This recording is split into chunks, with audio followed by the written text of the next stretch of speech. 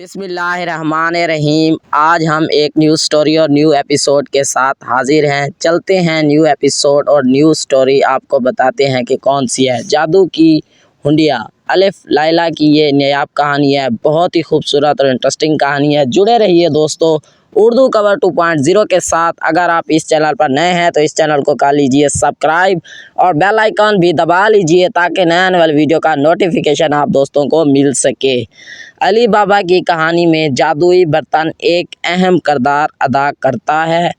ये एक ऐसा बर्तन है जो लामहदूद खाना पैदा कर सकता है और ये अली बाबा और इसके 40 चोरों के दरमियान लड़ाई में अहम किरदार अदा करता है।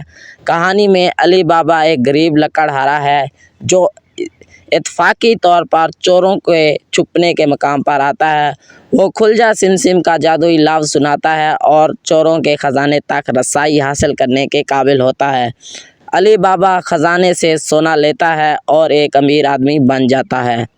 एक दिन अली बाबा का भाई कासिम चोरों के ख़जाने के बारे में जान लेता है। वो ख़जाने से सोना लेने के लिए गार में जाता है, लेकिन वो खुलजा सिमसिम का जादुई लफ्ज़ भूल जाता है।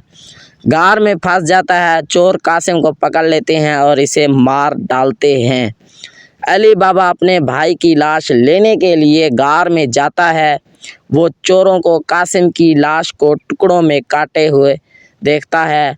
अली बाबा कासिम के जिस्म को एक साथ जोड़ता है और इसे दफन कर देता है।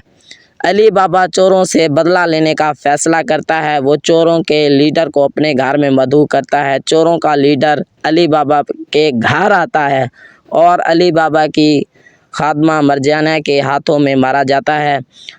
अली बाबा को जादुई बर्तन के बारे में बताती है मरजाना। अली बाबा बर्तन को चोरों के ख़िलाफ़ इस्तेमाल करने का फ़ैसला करता है। वो बर्तन को खाने से भर देता है और चोरों को अपने घर में महदूद करता है और चोर खाना खाते हैं और सो जाते हैं। अली बाबा फिर चोरों को मार डालता है। अली बाबा एक हीरो बन जाता है और वही जादुई बर्तन का इस्तेमाल गरीबों की मदद के लिए करता है। यहाँ कहानी के कुछ इजाफी नुकात ये भी हैं, ये भी सुन लीजिए और वीडियो को लाइक भी कर दीजिए। जादुई बर्तन को एक जादूगर ने बनाया था। बर्तन सिर्फ़ एक ख़ास मंत्र के ज़रिए चालू किया जा सकता है। बर्तन किसी भी किस्म का खाना पैदा कर सकता है। बर्तन को सिर्फ़ एक अच्छे शख्स के ज़रिए इस्तेमाल किया जा सकता है। जादुई बर्तन अली बाबा की कहानी में एक ताकतवर अलामत है। ये अच्छे और बुरे के दरमियान जद्दोजहद की नुमाइंदगी करता है। ये उम्मीद और लचक की अलामत भी है।